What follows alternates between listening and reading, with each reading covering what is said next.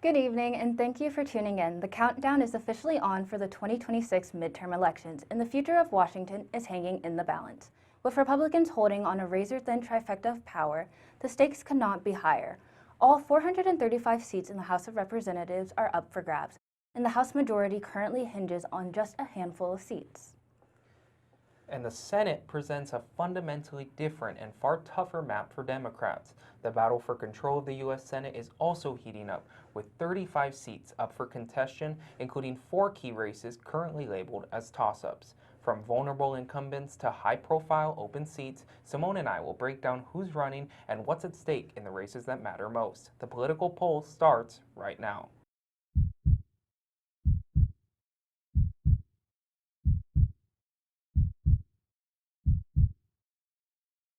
Welcome back. I'm Elias Bonilla. Today is November 3rd, meaning we're exactly a year out from the 2026 midterms, and almost all 50 states will have an election to determine a new senator. 35 of these seats will undergo contestation by both sides of the aisle, and as the future of our nation becomes ever more so reliant on the outcomes of these elections, it's imperative that we highlight the current atmosphere regarding these races. Today we'll highlight 4 states whose Senate races are currently so close that all 4 of the major polling prediction publications have labeled these races as toss-ups. Georgia, Maine, Michigan, and North Carolina were extremely close races in 2020, and as the political landscape has become even more certain, it's important to present who the major candidates vying for these seats will be.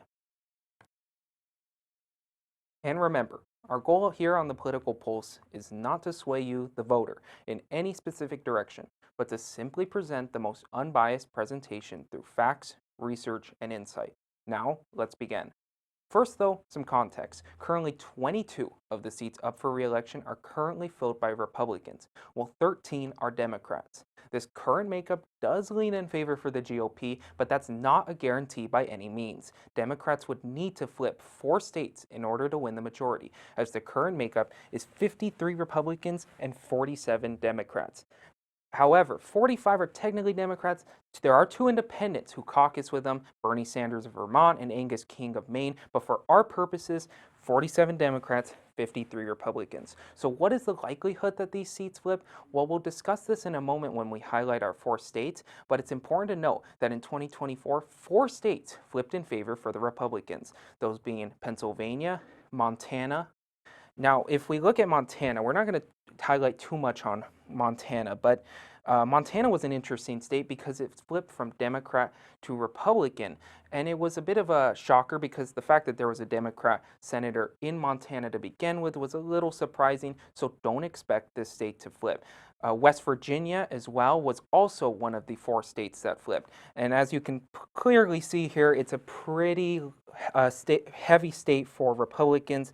It's leaning very heavy for the GOP. Again, probably not going to be a super close race. And when we go to Ohio, Ohio is always a state we talk about when it comes to elections. These blue centers, Cleveland, Toledo, Columbus, Dayton, and Cincinnati, they are urban centers. They are traditionally more left-leaning. So it does give Ohio a bit of an open space. However, for the most part, Ohio is leaning Republican so far, and that's only because this seat was left open by J.D. Vance, the current Vice President of the United States. So this is one of the 2 special elections, just like Florida. However, it's regardless to say that this state will probably lean right. We're not going to highlight it too much.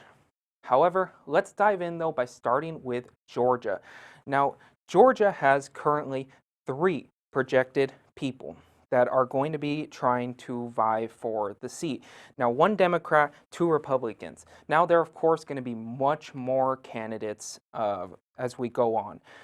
There already have been many people that have announced their candidacy, but for the most part, these are the 3 people we can expect. And between the 2 Republicans, one of them will get primaried out.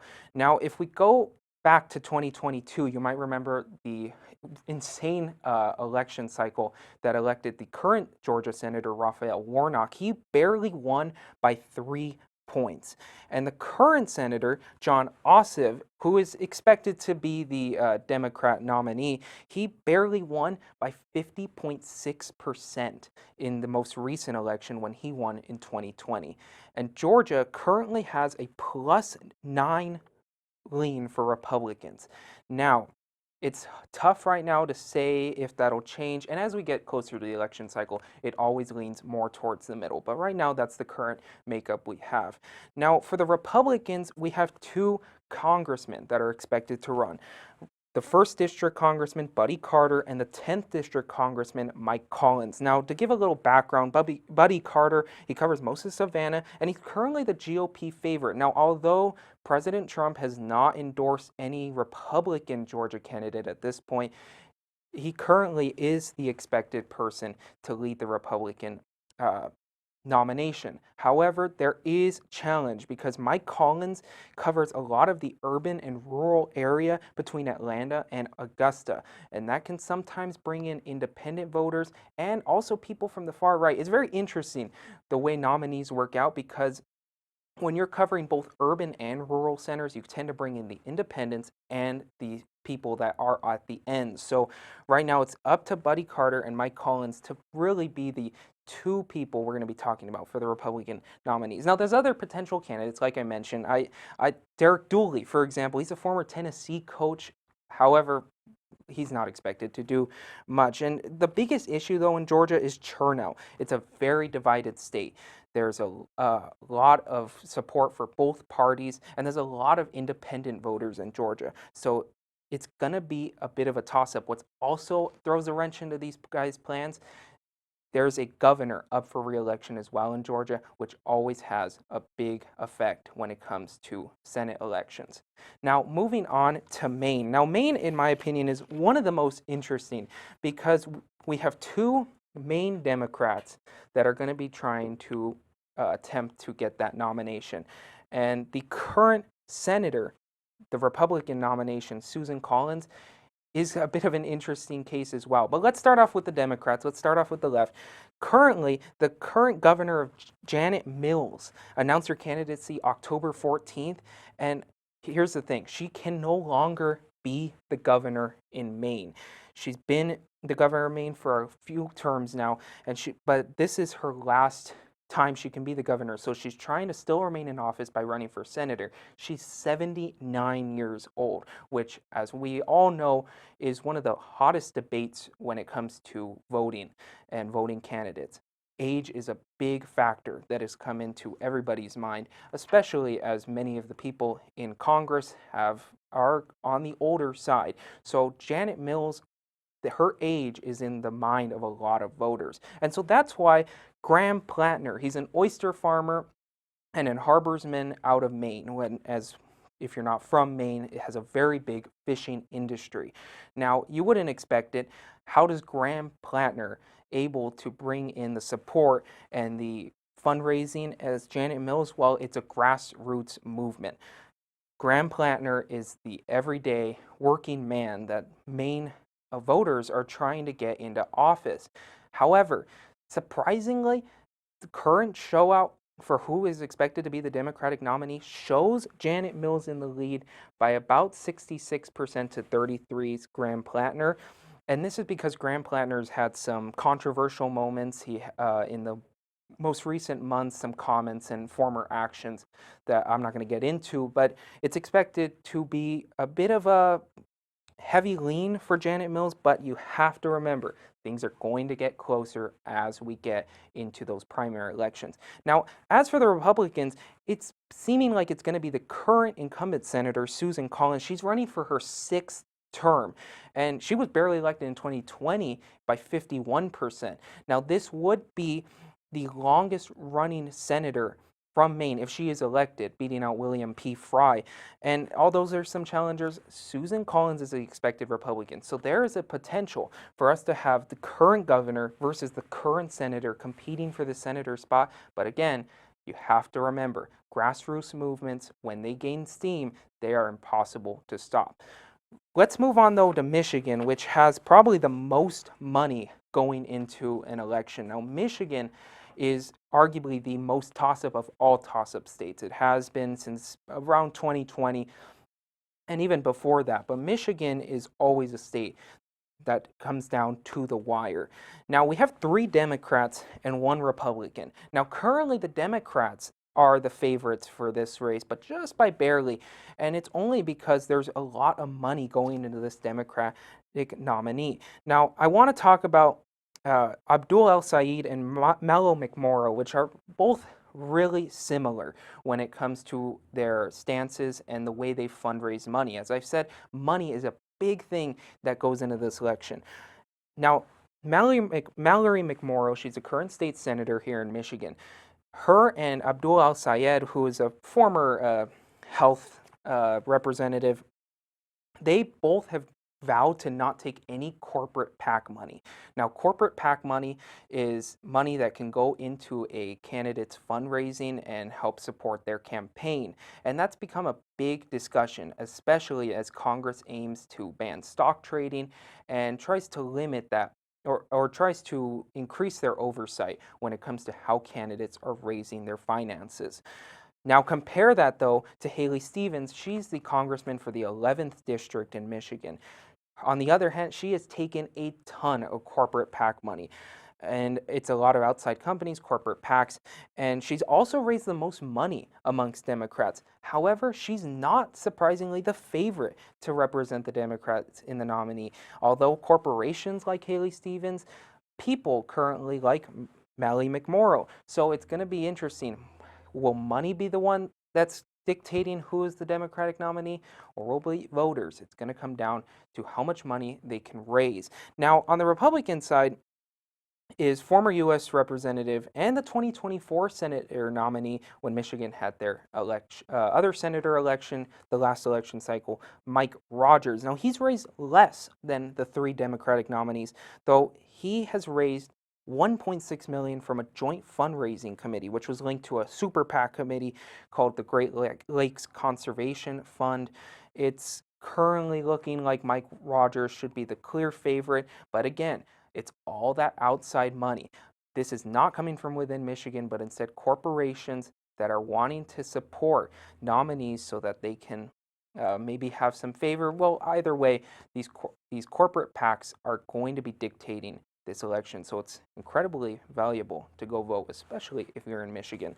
Now let's move to our final state, North Carolina. This is a very interesting election because currently Tom Tillis will not run. He's a current senator in this position, and he was barely elected in 2020 with 48.7%. Now, Tillis, going into the year, was expected to remain as the Republican Party nominee. However, he's had some woes with the more far right-leaning Republican Party, and he supported a lot of bipartisan issues earlier this year on various social issues. President Trump didn't really care for that, and a vote against Trump's big beautiful bill earlier this year really dug Tom Tillis's grave because it led to Trump's endorsement of Michael Whatley. And so Tom Tillis announced that he won't be rerunning to try and defend his current Republican spot. So it's kind of been a bit of a open race now as we get into it. Now, the current Democrat nominee is the current Governor Roy Cooper, and a majority of his support actually comes from the endorsement of Wiley Nickel. Now, Wiley Nickel is a congressman in North Carolina, and he was expected to be the Democratic nominee. Well, guess what? Roy Cooper, who, he's the current governor, he has a lot more notoriety to him, to the people of North Carolina. Well, when he joined the race earlier this year, Wiley Nickel realized that it would be better to have Roy Cooper represent the Democratic Party, and so his endorsement, Wiley Nickel's endorsement to Roy Cooper, has boosted Roy Cooper as almost the guarantee for the Democrats in North Carolina's Senate election. Now, for the Republicans, there was a lot of talk about who would be replacing Tom Tillis as that Republican nominee. Laura Trump was rumored to be it. The Republican gubernatorial nominee, Mark Robinson, was also rumored to run. However, right now it's looking to be Attorney Don Brown. He's also an author, and the current RNC Chair Michael Whatley. Now, there's not a whole ton about Don Brown. We know he's a famous right-leaning attorney and author of some notable books, and he was actually a really early entry. As soon as Tom Tillis, well, this was actually before Tom Tillis said he was going to drop out. Don Brown was looking to challenge Tom Tillis. He realized that Tom Tillis was kind of more center, more bipartisan, and so Don Brown based his campaign on taking down Tom Tillis. Now, well, Tom Tillis is gone, and so Don Brown has kind of been, trying to rework his campaign. He said he still has no plans to drop out, but now he has competition from the Trump endorsement, Michael Whatley. Now, Michael Whatley became the RNC chair in 2024, and with that Trump endorsement speaks a lot of numbers. Michael Whatley is most likely to be the expected nominee. However, North Carolina's race always presents people joining in late and a lot of people trying to vie for those nominees. So overall, it's going to be really close. And it brings to the point, you have to remember that these primaries play a huge part in determining the Senate. Make sure to go vote in your primaries because primaries often weed out certain types of people, certain types of platforms, and certain types of campaigns that voters might not appreciate or prefer as their Senate nominees. So make sure to go vote in your primaries, especially in these battleground states. But we've covered the critical Senate battles, but the House of Representatives is a separate challenge entirely. And after this commercial break, Simone will break down the battle for House majority.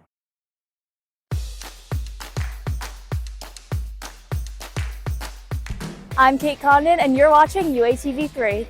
This is Madeline Heinrich, and you're watching UATV3.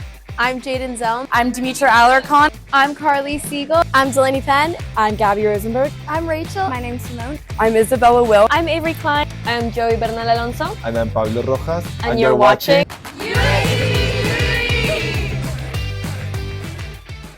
Welcome back. I'm Simone, and I will be breaking down the battle in the House of Representatives. The 2026 midterm elections for the U.S. House of Representatives are poised to be a high-stakes conflict dictated by the powerful confluence of historical trends, the current political environment, and an unprecedented wave of partisan redistricting, with Republicans holding only a razor-thin majority in the House with currently 219 seats, needing only a net loss of 2 seats to flip the House. The structural odds overwhelmingly favor the Democratic Party regaining control. Yet the outcome is far from certain due to tactical maneuvers in key states. The foundational challenge facing the incumbent party is the political phenomenon known as the midterm loss rule, or the iron law, of congressional elections. Historically, the party controlling the White House almost always loses seats in the subsequent midterms, averaging a net loss of 25 to 28 seats since 1950. This pattern is driven by the election acting as a referendum on the president's performance in the states of the economy. Current forecasting models, which factor in variables like presidential approval and disposable income growth, predict a Republican loss to the range of 11 to 28 seats. The presidential approval rating as a key indicator as of October 28th, President Trump's net approval was approximately negative 18%, which is 2 percentage points lower than his net approval at this time during his first term. For historical context, Biden's net approval was negative 7 around his own midterm mark, while President Obama's was a positive 7% at the same point. Given Trump's deeper negative standing compared to his immediate predecessors, the historical and current political headwinds place the Republican House majority in acute jeopardy. Given that Democrats need only a handful of pickups to secure the 218-seat majority, the historical and current political headwinds place the Republican House majority in acute jeopardy should the House flip. It would immediately end the current legislative trifecta, effectively halting the president's agenda and triggering a wave of oversight hearings. In a highly unusual response to these historical pressures, both parties have engaged in a fierce mid-decade redistricting battle designed to insulate their vulnerable House members. This effort is aimed directly at challenging the electoral landscape before the historical wave can crash. The conflict was initiated by Republican-controlled states like Texas, Missouri, North Carolina, and Indiana, which have enacted or are currently pursuing new maps to maximize Republican performance. With Texas alone targeting up to 5 additional GOP seats, Democrats viewing this as an existential threat to their chances have retaliated. most notably in California with Proposition 50, a measure designed to replace the state's independent commission map with a legislative map intended to yield up to 5 additional Democratic seats. The effect of the partisan gerrymandering is twofold. First, it has injected a high level of volatility into the national forecast as seat gains/losses are calculated by map rather than just by swing. To put it simply, election analysis typically use a national swing, the average shift in voter performance, towards one party across the country to predict how many seats will flip. For example, if Democrats have a national 5% swing in their favor, a swing-based model would assume that every district shifts by 5%. But aggressive mid-decade redistricting efforts like those in Texas and California have so drastically rewired the electoral maps that forecasters can no longer rely on a simple national swing. Instead, they must do a detailed seat-by-seat analysis of the new district lines by map to see which party has essentially handed themselves a victory before a single vote is cast. This map-based approach acknowledges that gerrymandering has made many seats impervious to national trends. Second, and more importantly, this process is accelerating a long-term trend of uncompetitive elections. Analysis project that over 80% of all 435 House seats will be safe for one party or the other by 2026, leaving only a small fraction, the true toss-ups, to decide the majority. This intense focus on securing partisan advantage through map drawing means that the national momentum, economic performance, and presidential approval, while still critical, will be primarily expressed through the results in these few highly contested districts. Overall, while all 435 House seats and 35 Senate seats are contested, the battle for the lower chamber remains the most dynamic and consequential contest. The Senate cycle presents its own challenges, but the majority party in the House must face the voters every 2 years, making it uniquely susceptible to midterm correction. The 2026 midterms are shaping up to be a test of whether a historical electoral pattern reinforced by negative presidential approval ratings and a favorable generic ballot for the opposition can overcome aggressive, coordinated partisan cartography. The outcome will not only determine the legislative direction of the country for the next 2 years, but will also set the stage for the next presidential election cycle.